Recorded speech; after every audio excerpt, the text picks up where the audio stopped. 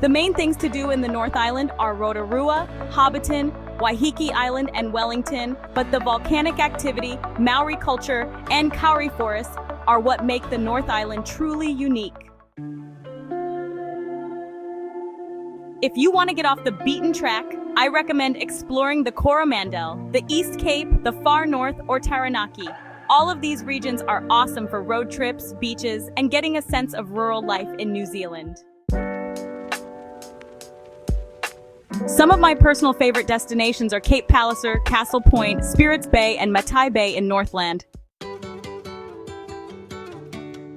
If you're planning a trip around the North Island of New Zealand, these are the places and attractions I recommend. This is a list of my favorite destinations in the North Island, including must-sees and unique places to visit. I've tried to include a mix of hidden gems and more popular spots on this list.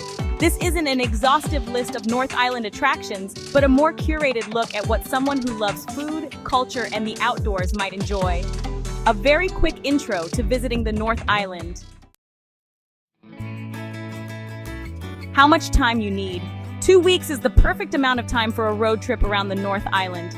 This gives you enough time to experience the top things to do in the North Island, while not having to rush, skip places, or have long driving days. If you only have 1 week in the North, you can still hit the highlights.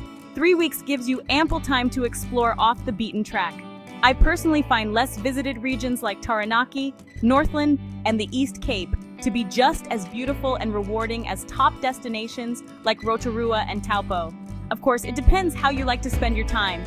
If you like hiking, camping, and enjoying landscapes, you'll love Taranaki. If you want to see geothermal attractions and do a lot of jet boating, bungee jumping, and zip lining, Rotorua and Taupo make more sense. If you only have 2 weeks in total for your trip to New Zealand, I recommend choosing either the North or South Island instead of trying to do both. When to go.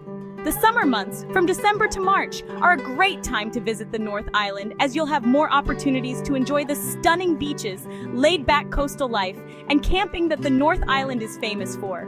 But given that the weather is warmer in the north than in the South Island, you can still have beautiful weather in quieter months like November and April.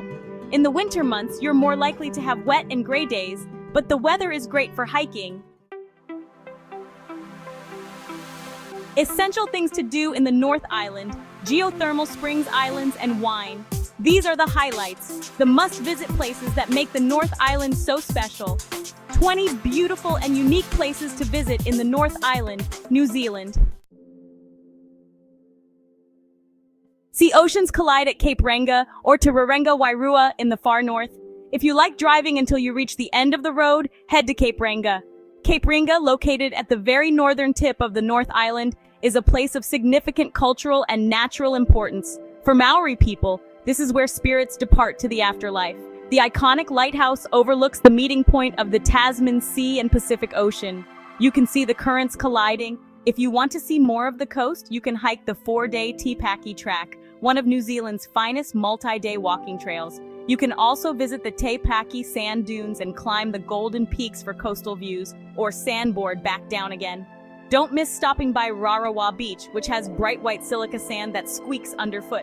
Where to stay? Glamping? Check out Ngataki Retreat, a gorgeous glamping option. Camping? The far north is a great camping destination. Kapuwairua, or Spirits Bay Campground, is a spacious and beautiful place to camp or park a camper van.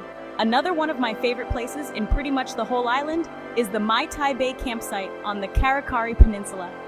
Matai Bay might be the best beach in the North Island. It's so stunning. There's a dock campsite right by the water and a few walking trails. There's not much to do in Matai except relax on the beach, which is why I love it. Matai Bay is where I have seen the best moonrises of my life. If you happen to stay in the campground on a night when there's a full moon, check the moonrise time and head down to the beach to watch the moon rise from the water.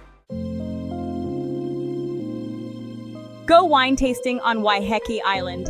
Waiheke Island, located in the Hauraki Gulf, is a 40-minute ferry ride from downtown Auckland. The island is famous for its gorgeous vineyards, but it also has beautiful beaches, walking trails, and world-class restaurants. Visiting the island makes for an epic day trip from Auckland, or you can even stay overnight to really soak up the island vibes. Don't miss sunsets at Mudbrick. They are a superb way to round off a day of wine tasting. Where to stay on Waiheke? There are no big hotels on Waiheke, so if you're looking for places to stay, opt for a holiday home. Search on VRBO. Further reading. It's easy to get around Waiheke on public transport. Swim in a hot river or lake in. Hike through Tongariro National Park. Tongariro National Park is an essential stop on a road trip around the North Island. The park is a UNESCO World Heritage Site, famed for its volcanic landscapes, including active craters, emerald lakes, and Mars-like terrains. The premier experience is the Tongariro Alpine Crossing, a day hike through some of the most striking scenery in the national park. However, it's far from the only attraction in Tongariro National Park. You can walk the entire Tongariro Northern Circuit, which is one of New Zealand's great walks, walk to the spectacular Taranaki Falls, or hike to the Tama Lakes. If you plan on walking the Tongariro crossing, make sure you allow a night in the area before and after. It's a challenging full-day hike and you'll want to rest and recover afterwards, and not try to push on to your next stop.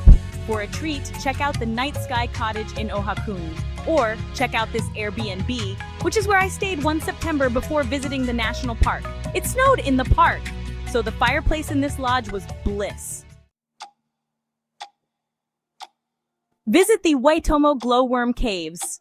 The Waitomo area is riddled with cave systems, which are famous for being home to glowworms found uniquely in New Zealand. There are different ways to explore the caves. If you just want to see the glowworms, you can go on a short walk and boat tour of the caves. I visited with Spellbound and really enjoyed the experience. Abseil Inn is cozy and very friendly, plus breakfast is amazing. The Top 10 Holiday Park in Waitomo is also very good. The main Waitomo caves are the main attraction, but not necessarily the best. The more people visiting a cave, the dimmer the glowworms get. They stop shining when disturbed too much. There are less visited caves where you can see brighter glowworm lights, like the ones visited by Spellbound. Cities and towns in the North Island. Although the North Island is the more populated of New Zealand's two main islands, you still won't find giant metropolises here. Auckland is the largest city and main gateway to the country, while the smaller Wellington is the capital city.